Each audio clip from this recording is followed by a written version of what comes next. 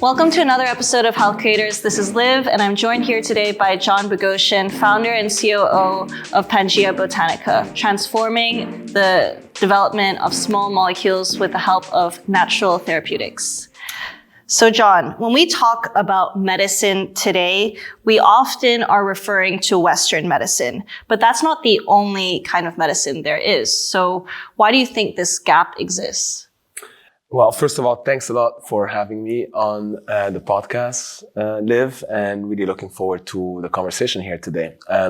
So in terms of the gap between Western medicine and other medicines, I think there's a lot of, let's say, lack of information out there. So maybe to back up a second, if we look at all FDA-approved medicines, there's actually 65% of those are originally nature-inspired. So if you think of all the drugs that we currently have at our disposal to treat any type of human disease, 2 out of 3 originally are from nature. But the Pfizers and the kind of Sanofis of the world are not advertising that because they bought a program from a larger biotech that in turn, maybe like bought it from a small biotech company like mine, that initially licensed, some intellectual property that came from a university that was working on a natural ingredient. So actually, there is a whole host of history of nature ending up in our armada of medicines. Now, in terms of more recently, it's true that pharma has really stepped back from nature as a source of drugs. And the reasons are multiple. One of them is that sometimes natural ingredients are difficult to manufacture. And so in order to scale that up, it's more difficult than for other types of compounds. Another is that intellectual property is kind of complicated. So in order to patent or to create a patentable position, you need to apply some creative strategies with which pharma has really gone astray from. But the result that we have gone to is that today a lot of the R&D dollars are going into more high-tech portions of the life sciences industry, including CRISPR, all sorts of platform technologies. But the reality is that there's still a whole host of different opportunities that are, I would say, lying around on shelves of academics around the world, from traditional Chinese medicine, Ayurvedic medicine, other types of traditional kind of medicines that are really ripe for the taking, and that's why we started Pangea, and that's our focus. Awesome. I like that you mentioned Chinese medicine because I probably know more about that than some of the other fields. And in Chinese medicine, I guess there's this, the base of it, the component of it is basically, you have your warm and your cool medicines, basically. And I guess the idea is that you have these different blends, created from a base number of herbs that are used to treat different types of patients. And now, how we usually look at it is that these medicines are more holistic and less precision, but that's not always the case. So what are your thoughts on that, and how can we leverage these Chinese medicines to be cures essentially or symptom relievers for existing? Yeah, sure.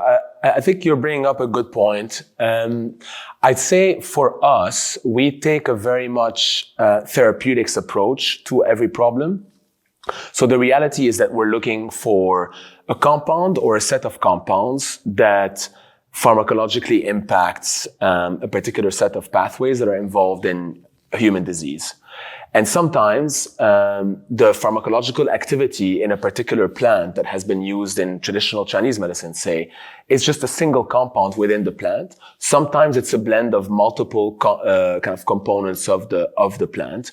Our job is just to elucidate which is it in any particular case, and then move on that basis. I'll talk maybe by way of an example, which I think would be useful, and is close to our hearts at Pangea.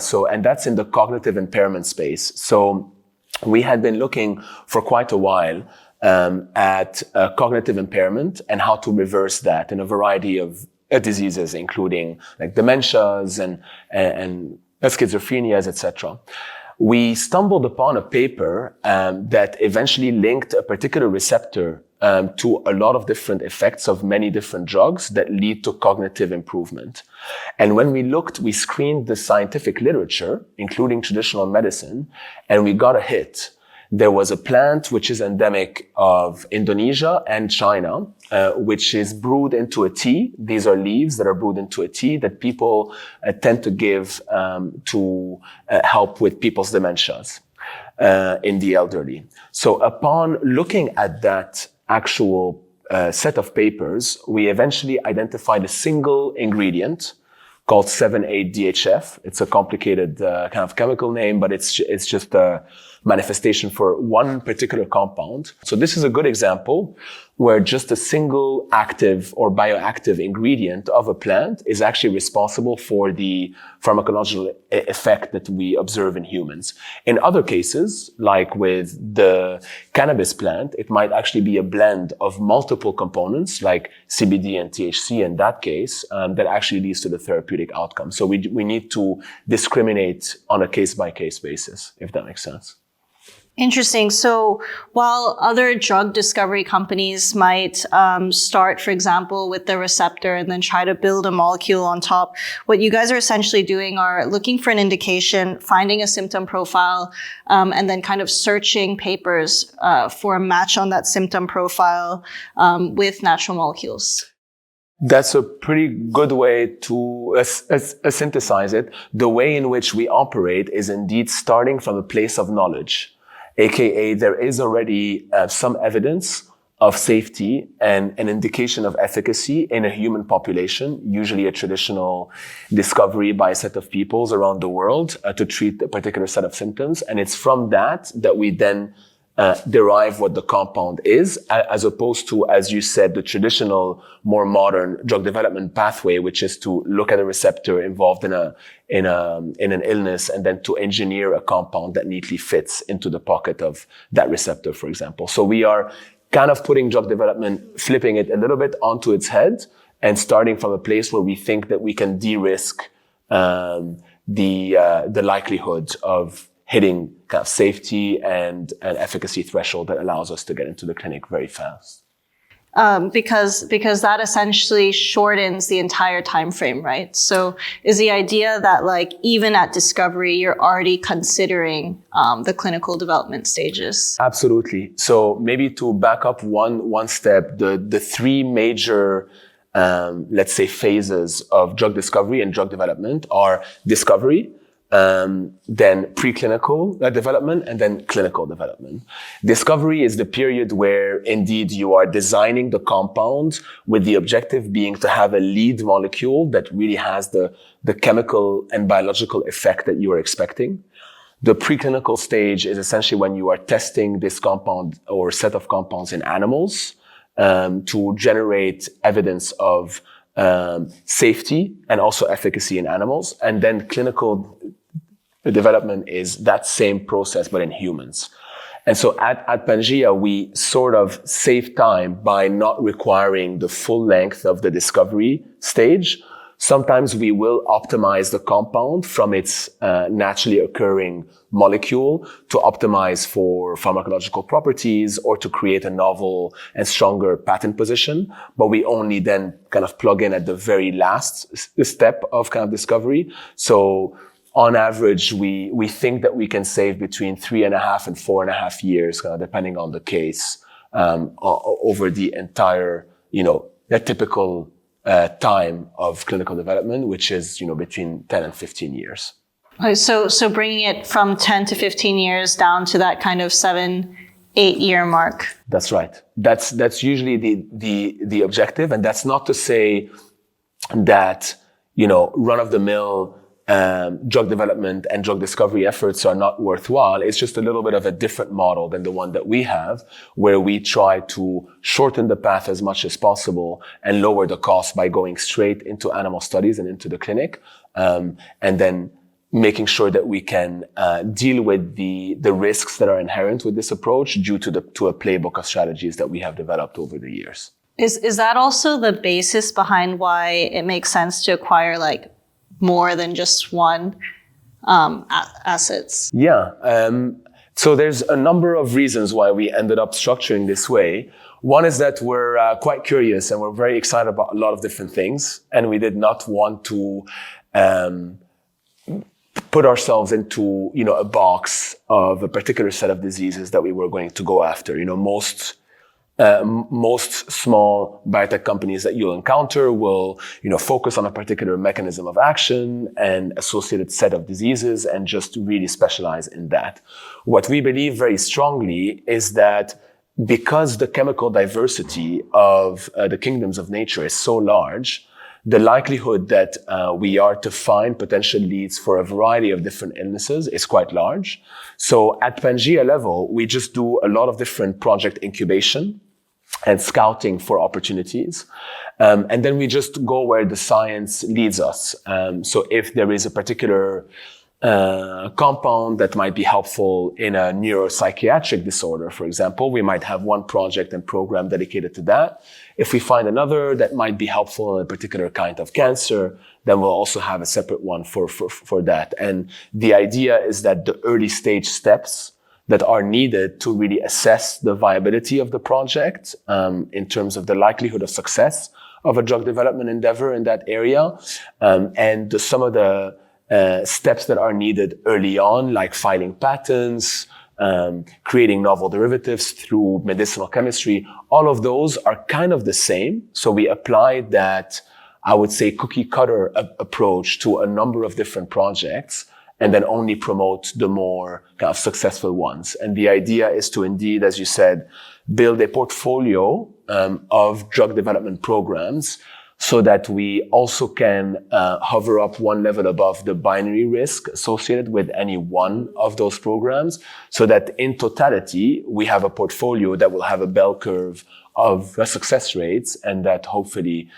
a bit like a VC fund that invests into a bunch of startups, we can ensure that at least some of our projects kind of make it to the FDA approval finish line.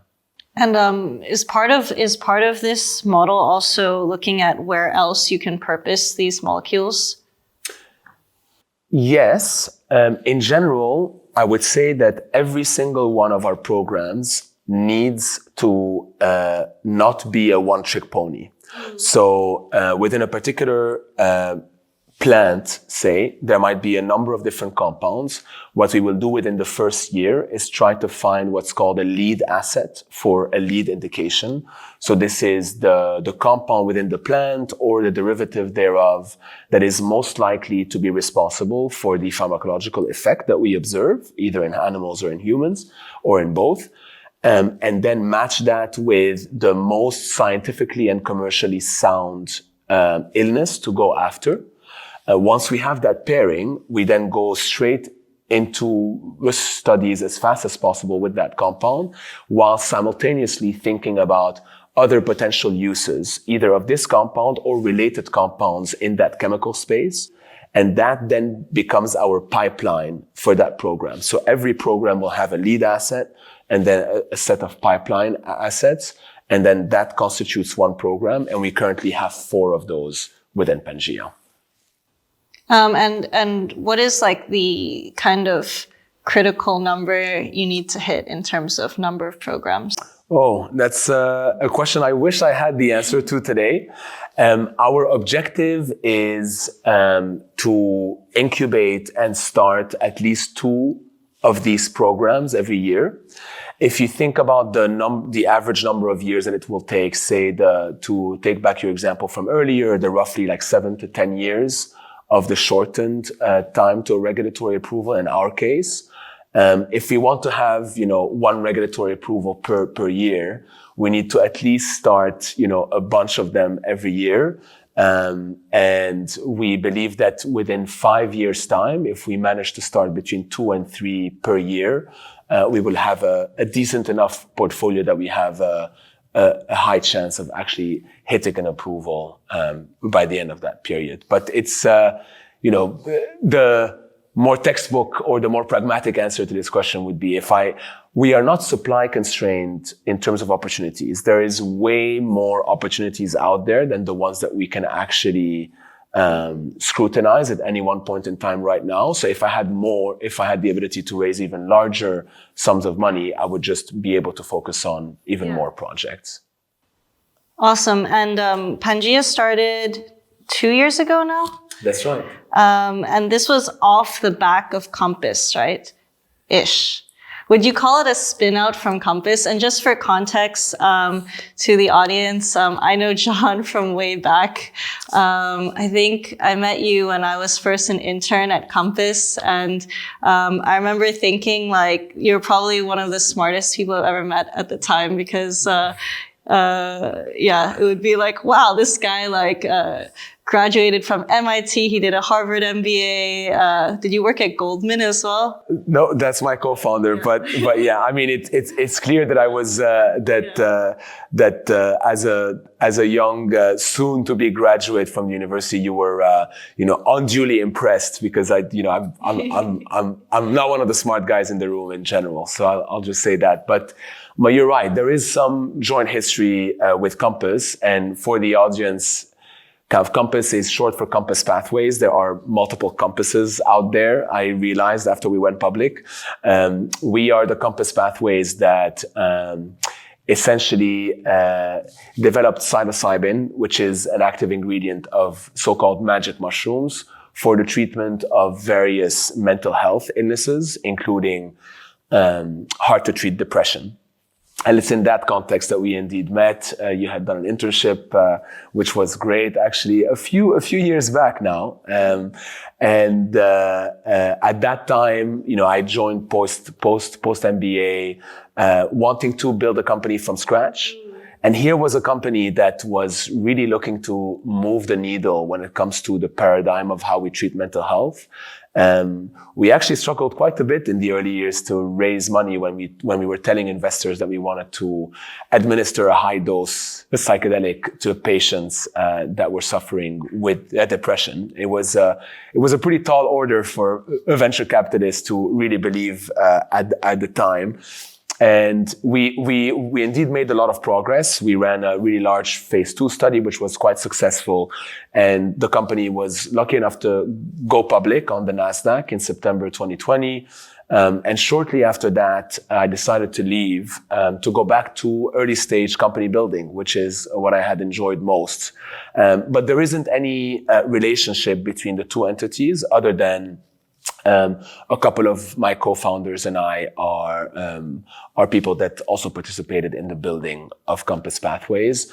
The link there, though, is very clear. At the end of the Compass Pathways story, we sat down and we thought, well, why have we been able to beat the odds of drug development with psilocybin? And I don't think the answer is that we were better than average drug developers. I certainly, did not have a lot of experience building drug development programs prior to Compass Pathways. We believe that the reason was that we were starting with a compound, psilocybin in this case, that already had a lot of evidence of safety and efficacy. And because of that evidence, we were able to short circuit some of these early stages of drug discovery and development, as I said earlier, and convinced the FDA to let us go straight into human studies. And by the way, we ended up succeeding in the first clinical stage phase 2 study because guess what? There had been tribes around the world that had already been using that plant for this purpose for hundreds, if not millennia. And we thought, what about if we were to scale this approach to other compound classes that would benefit from the same approach? And that was the idea that eventually morphed into Pangea Botanica. And we decided to keep the band together, and a couple of my co-founders are also former Compass. And so, and I should say, I'm very happy to see that some of those initial connections, and friendships that I made at Compass are still surviving to this day, including you, but also one of our colleagues at Pangea now is another fellow former intern from Compass that eventually joined us after he worked for a couple of years. So it's really great. Awesome. That wasn't Ali, was it? No, that was Javko. Okay. And what other learnings do you think you took from that journey at Compass? Post MBA, kind of really like leading a lot of the efforts into IPO. What do you think were some of the key learnings you took from Compass, now applying it into Pangea? That's a great question, Liv. Thanks. In terms of learnings, let's see. So one of them, which wasn't so obvious early on, is the importance of a sound intellectual property strategy when it comes to natural products discovery and development. At Compass, we were able to eventually build a multi-layered IP strategy, but some of it came a bit later stage, which was not ideal. So at Pangea, we have transformed those sets of learnings into an IP-first approach, whereby every project that we scrutinize has to be able to have a clear path to a strong patent position. If we cannot have a clear line of sight to that, we'll just discard the project. That doesn't mean that there isn't scientific merit to the project, but it's just really hard to make it commercially viable and therefore investable by external investors. So that's kind of one learning. One more softer learning, I'd say, is I really enjoyed in the latter years of Compass having kind of support from people-focused team members, and I think that we at Compass brought this organizational design type of questions to the foreground a little bit late. So at Pangea, what we decided to do is to hire a people-focused manager quite early on in our journey, so that we can be a bit more proactive to design for the next stage of organizational growth. So for example, we grew from 10 people to 30 people in 2022. And that led to a number of different potential issues in terms of governance of the organization. Of course, a team of 10 can just meet in a single meeting. Yeah. A team of 30, a little bit kind of tougher to do that. So because we had someone within the team that was focused on that, we were able to preemptively design the next stage of governance in the first half of the year, so that we could implement it in the latter half and not have to go through quote unquote growing pains, which is often the case in a startup life, where you ex post end up making changes to the organizational design to solve a problem that you now know exists. I think the idea is to kind of design for the future. So I guess a people-focused manager is almost like a ops manager plus HR kind of bundled together, but with like a more long-term spin to it. Yeah. I'd say the value of having a person like that even in a team of 20 is quite high. And I would say even more so these days with mostly virtual or distributed organizations, where aspects of kind of company culture can quickly get kind of diluted with people working from various places and not necessarily meeting in the confines of like a single office on a weekly basis. Thinking about right to work in a variety of these kind of different locations, etc. All of these like different work streams end up, I think, adding up to a job description for someone to be able to really give the tender love and care that people need in a virtual organization. And do you think that most of the people who work at Pangea kind of adopted the same culture as from Compass as well? And is it almost like because of what you're working on, you attract a certain demographic of people as well? I mean, the thing is, at Compass, right, it was focused on psychedelic research. Yeah. So of course it was like super edgy. So you would imagine that you would want to have super open-minded people. I think it's actually more a function of the founding team or the executive team. So I think eventually like attracts like, right? Yeah. And so to an extent, the leading by or the type of behaviors that the founding or executive team in a team will exhibit, I think will then be picked up and emulated by other people in the team.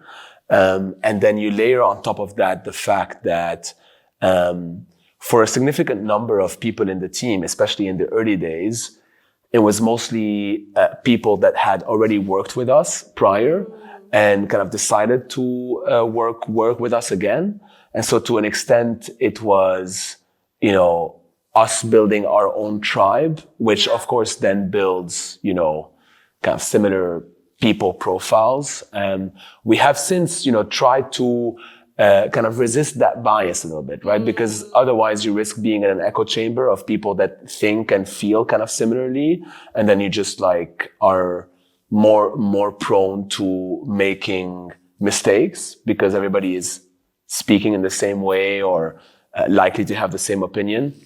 So actually in the more recent rounds of hiring, we have tried to also bring in different perspectives. So we have this, we use the Enneagram profiling tool, which kind of like buckets people in one of 9 profiles.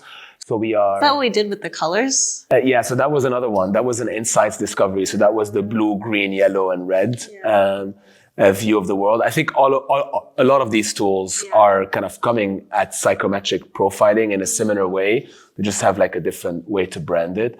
But what we have is we have a map of the different profiles on the team, and then we identify gaps. And the idea is the next time that we have the ability to hire someone new, the idea is to maybe fill some of those gaps and to bring someone in that is likely to have a different type of kind of perspective. So sometimes we also include these tests as part of the recruitment process. Interesting.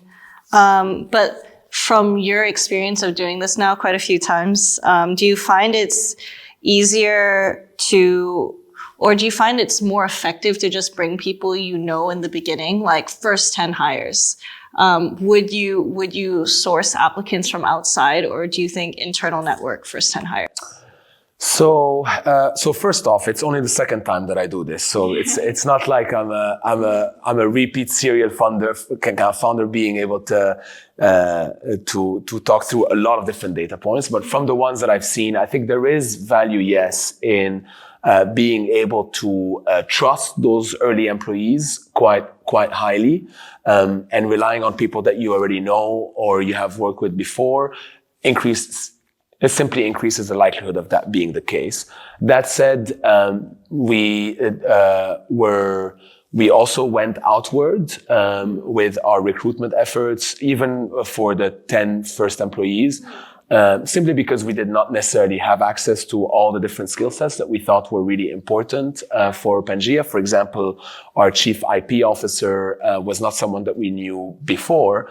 That said, they have to be mission aligned. I think you mentioned that. That's very important because those first 10, 20, 30 hires are the lieutenants that later build their own teams when the founding team or executive team no longer has the ability to really get into the nitty-gritty.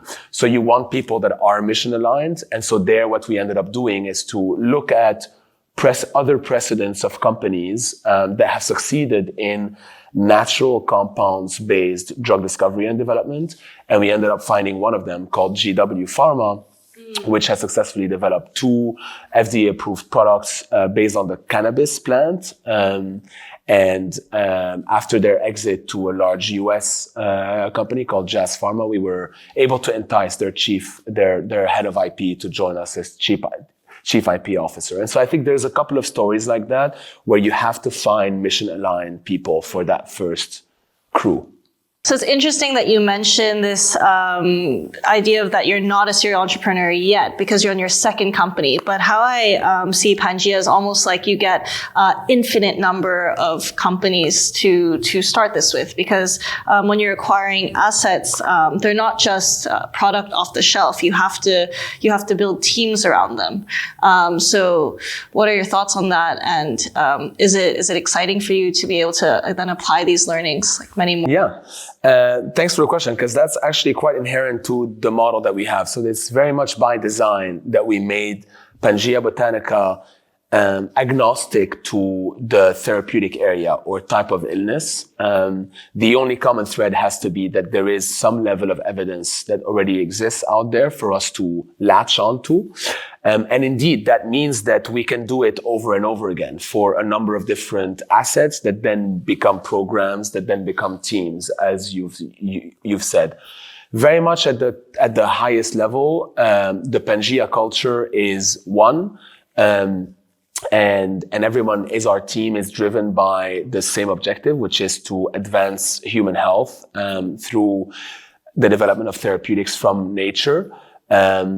Over time, though, when an asset is licensed from a university, to your point earlier, and we build a program around it, there will be subject matter specialist expertise that is needed to be built by way of a dedicated team around a particular set of compounds and an illness that we are looking to treat with that compound.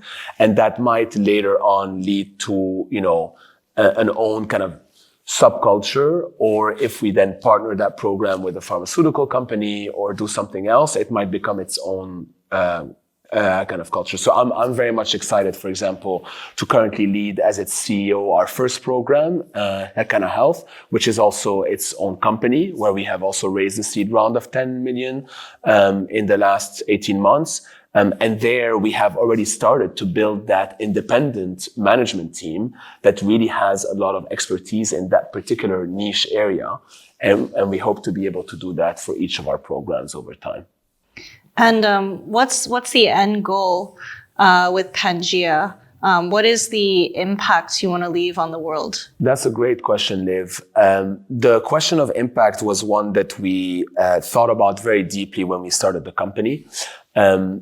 I was quite keen, as well as my co-founders, to be able to meaningfully engage with traditional healers and human populations that make the initial discoveries that we can then build on top of. This is something that there is legislation around this in the world called the Nagoya Protocol.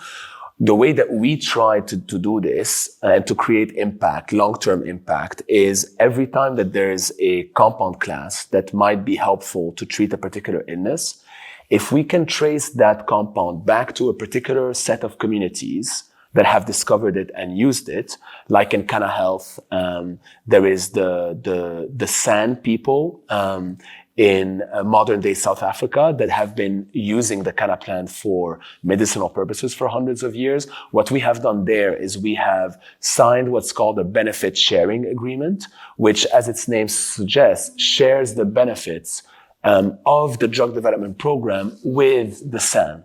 So on a yearly basis, we make some payments to help with running the administration of their trust. And the idea is if we get a product approved by the FDA, there would be a portion of the profits that would then be routed back, a bit like royalties in pharma are routed back to universities from which you license intellectual property, that would go back to the San so they can do things like habitat conservation, cultural conservation, and things like that. And so I really hope that that can be the lasting impact that Pangea can have, that not only can we improve human health by bringing a couple of therapeutics and novel treatment options onto the market, but we can also help to conserve our planet's natural resources, a bit like the various continents formed the original continent of Pangea. You know, that's also, so that was also the inspiration for the company name. And the idea is to make sure that we can contribute to the improvement of natural conservation on Earth.